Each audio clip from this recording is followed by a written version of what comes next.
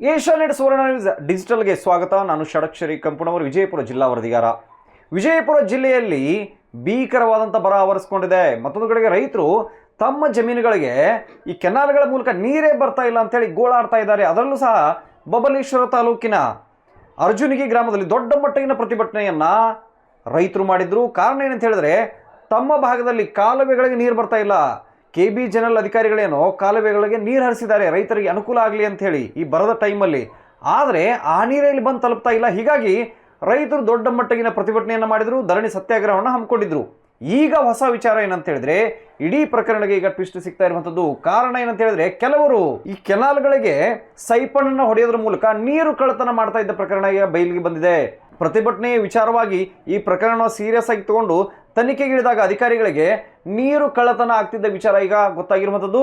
ವಿಜಯಪುರ ಜಿಲ್ಲೆಯ ಬಬಲೇಶ್ವರ ತಾಲೂಕಿನ ಈ ಅರ್ಜುನಿಗಿ ಸೇರಿದಂತೆ ಗೊಣಸಗಿ ಈ ಭಾಗದಲ್ಲಿ ಏನಂದರೆ ಕೆನಾಲ್ಗಳಿದ್ವು. ಆ ಕೆನಾಲ್ಗಳಿಗೆ ಸರಿಯಾಗಿ ನೀರೇ ಬರ್ತಾ ಇರಲಿಲ್ಲ. ಅಂದ್ರೆ ಮಲಗಾಣದ ಪಶ್ಚಿಮ ಕಾಲುವೆಯಿಂದ ನೀರು ಹರಿದು ಬರಬೇಕಾಗಿತ್ತು.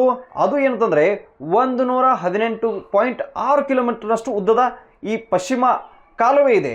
ಈ ಮೂಲಕ ಏನಂತ ನೀರು ಹರಿದು ಬರಬೇಕಾಗಿತ್ತು. ಆದರೆ 100 ಕಿಲೋಮೀಟರ್ವರೆಗೆ ಮಾತ್ರ ನೀರು ಹರಿದು ಬರ್ತಾ ಇತ್ತು.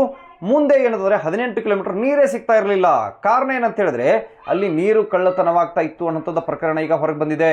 KB ಜನರಲ್ ಅಧಿಕಾರಿಗಳು ತನಿಖೆಯನ್ನು ನಡೆಸಿ 30 ಪ್ರಕರಣಗಳನ್ನು ಈಗ ಪತ್ತೆ ಹಚ್ಚಿದ್ದಾರೆ.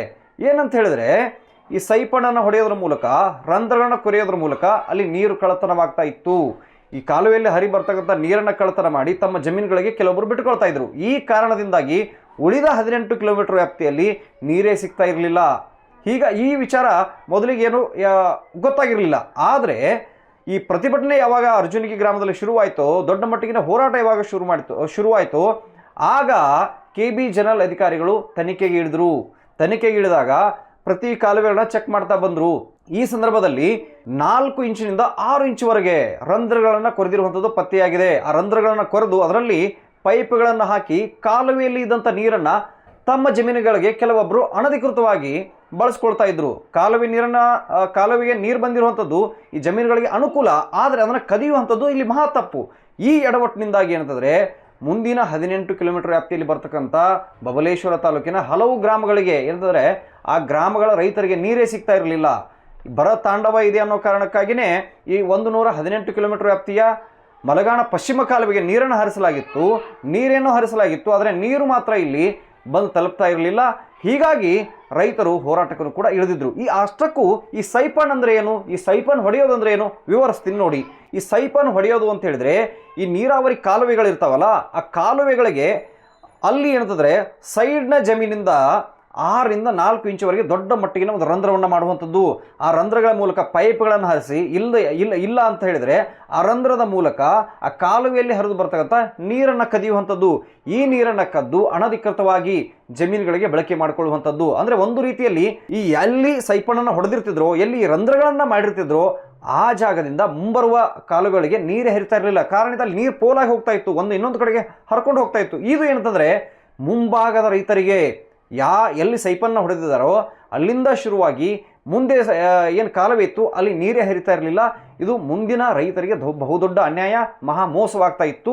ಈ ಪ್ರಕರಣ ಈಗ KB ಜನರಲ್ ಅಧಿಕಾರಿಗಳು ಪತ್ತೆ ಮಾಡಿದ್ದಾರೆ. ಹಾಗಿದ್ರೆ ಈ ಸೈಪನ್ಗಳನ್ನು, ಈ ರಂಧ್ರಗಳನ್ನು ಅಧಿಕಾರಿಗಳು ಪರಿಶೀಲನೆ ಮಾಡಿಲ್ವಾ? ಇದು ಕೂಡ ದೊಡ್ಡ ಕ್ವೆಶನ್. ಯಾಕಂದರೆ ಪ್ರತಿ ಸಾರಿಯೂ ಕೂಡ ಈ ನೀರು ಬೀಳೋದಕ್ಕಿಂತ ಮುಂಚೆ ಆ ಕಾಲುವೆಗಳ ಪರೀಕ್ಷೆಗಳಾಗ್ತವೆ. ಅಂದರೆ ಕಾಲುವೆಗಳೆಲ್ಲಾದ್ರೂ ಒಡೆದು ಹೋಗಿದಾವ, ಏನು ಎತ್ತ ಅಲ್ಲಿ ಏನಾದರೂ ಹುಲ್ಲು ಬೆಳ್ಕೊಂಡಿದೆಯಾ, ಮತ್ತೊಂದು ಕಡೆಗೆ ಆ ಕಾಲುವೆಗಳಲ್ಲಿ ಹೂಳು ತುಂಬಿಕೊಂಡಿದೆ, ಇದೆಲ್ಲದರ ಪರೀಕ್ಷೆಯನ್ನು ಅಧಿಕಾರಿಗಳು ಮಾಡ್ತಾರೆ. ಈ ಸಂದರ್ಭದಲ್ಲಿ ಸೈಪನ್ ಬಗ್ಗೆ ಮಾಹಿತಿ ಸಿಗಲಿಲ್ವಾ? ಇಲ್ಲಿಯೂ ಕೂಡ ಏನಂತಂದರೆ, ಕಳೆದ ಫೆಬ್ರವರಿ ತಿಂಗಳಲ್ಲಿ 2026 ಫೆಬ್ರವರಿ ತಿಂಗಳಲ್ಲಿ ಅಧಿಕಾರಿಗಳು ಈ ಎಲ್ಲ ಕಾಲುವೆಗಳನ್ನು ಪರೀಕ್ಷೆ ಮಾಡಿದ್ರು. ಈ ಸಂದರ್ಭದಲ್ಲಿ ಸೈಪನ್ ಹೊಡೆದಿರುವಂಥದ್ದು, ಅಂದರೆ ರಂಧ್ರಗಳನ್ನು ಕೊರೆದಿರ್ತಕ್ಕಂಥ ವಿಚಾರ ಅಧಿಕಾರಿಗಳ ಗಮನಕ್ಕೂ ಕೂಡ ಬಂದಿತ್ತು. ಆಗ ಅಧಿಕಾರಿಗಳು ಆ ರಂಧ್ರಗಳನ್ನು ಸಿಮೆಂಟ್ ಕಾಂಕ್ರೀಟ್ ಹಾಕಿ ಮುಚ್ಚಿ ಹಾಕಿದ್ರು. ಅಂದರೆ ಈ ಸೈಪನ್ ಏನು ತೆಗೆದಿದ್ರಲ್ಲ ಅವೆಲ್ಲವನ್ನ ಮುಚ್ಚಿ ಹಾಕಿ ಸರಾಗವಾಗಿ ನೀರು ಹರಿದ್ರೆ ಕಾಲುವೆಗಳಿಗೆ ಅದು ಸರಾಗವಾಗಿ ಹೋಗಬೇಕು ಅಂತೇಳಿ ಎಲ್ಲ ವ್ಯವಸ್ಥೆಗಳನ್ನು ಮಾಡಿದರು. ಆದರೆ ಆಗಿದ್ದೇನು, ಮುಂದೆ ಮತ್ತೇನಂತಂದರೆ ಈ ಬೇಸಿಗೆ ಶುರುವಾಯಿತು. ಬೇಸಿಗೆಯ ಬಳಿಕ ಜೂನಲ್ಲಿ ಮಳೆ ಆಗಬೇಕಾಗಿತ್ತು, ಈವರೆಗೂ ಸಹ ಮಳೆ ಇಲ್ಲ. ಹೀಗಾಗಿ ಭೀಕರ ಬರದ ತಾಂಡವ. ಈ ನಡುವೆ ಏನಂತಂದರೆ ಕೆಲವೊಂದಿಷ್ಟು ಜನ ತಮ್ಮ ತಲೆಯನ್ನು ಕ್ರಿಮಿನಲ್ ರೀತಿಯಲ್ಲಿ ಓಡಿಸಿ ಆ ನೀರನ್ನು ಕದಿಯಕ್ಕೆ ಮುಂದಾಗಿದ್ದರು. ಅಂದರೆ ಏನು ಈ ರಂಧ್ರಗಳನ್ನು ಮುಚ್ಚಿದ್ರು ಈ ಅಧಿಕಾರಿಗಳು, ಅದನ್ನು ಬಿಟ್ಟು ಬೇರೆ ಕಡೆಗಳಲ್ಲಿ ಮತ್ತೆ ಅಂದರೆ ತಮ್ಮ ಜಮೀನಿಗೆ ಹತ್ತಿರವಾಗತಕ್ಕಂಥ ಕಾಲುವೆಗಳಲ್ಲಿ ಒಳಭಾಗದಿಂದ ಈ ರಂಧ್ರಗಳನ್ನು ಕೊರೆದು ಸೈಪನ್ಗಳನ್ನು ಕೊರೆದು ನೀರು ಕಳ್ಳತನಕ್ಕೆ ಮತ್ತೆ ಶುರು ಮಾಡಿಕೊಂಡಿದ್ರು. ಈ ವಿಚಾರ ಅಧಿಕಾರಿಗಳ ಗಮನಕ್ಕೆ ಬಂದಿರಲಿಲ್ಲ. ಒಂದು ಕಡೆಗೆ ಬರಗಾಲ ಇದೆ ಅನ್ನೋ ಕಾರಣಕ್ಕಾಗಿ KBJNL ಅಧಿಕಾರಿಗಳು ನೀರನ್ನೇನು ಕಾಲುವೆಗಳಿಗೆ ಹರಿಸಿದ್ರು, ಅಂದರೆ ರೈತರಿಗೆ ಉಪಯೋಗವಾಗಲಿ, ಜನ ಜಾನುವಾರುಗಳಿಗೆ ಆ ನೀರು ಉಪಯೋಗವಾಗಲಿ ಅಂತೇಳಿ. ಆದರೆ ಇಲ್ಲಿ ನೋಡ್ತಾ ಇದ್ರೆ ನೀರು 118 ಕಿಲೋಮೀಟರ್ ಪೈಕಿ 100 ಕಿಲೋಮೀಟರ್ವರೆಗೂ ಸರಿಯಾಗಿ ಹೋಗ್ತಾ ಇತ್ತು, ಮುಂದೆ 18 ಕಿಲೋಮೀಟರ್ಗೆ ಸರಿಯಾಗಿ ಹೋಗ್ತಾ ಇಲ್ಲ. ಯಾಕೆ ಅಂಥೇಳಿ ಅಧಿಕಾರಿಗಳು ಪರಿಶೀಲನೆ ಕೂಡ ಮುಂದಾಗಿರಲಿಲ್ಲ.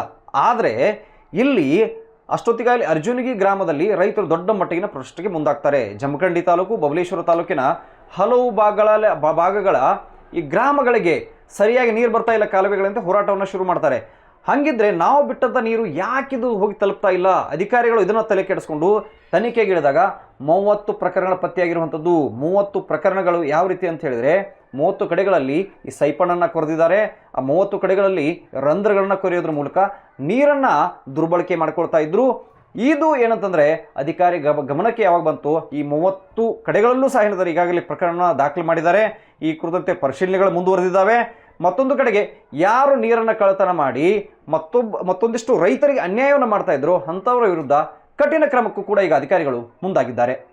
ವಿಜಯಪುರದ ಕನ್ನಡಪ್ಪು ಜೊತೆಗೆ ಷಡಕ್ಷರಿ ಏಷ್ಯಾನೆಟ್ ಸುವರ್ಣ ನ್ಯೂಸ್.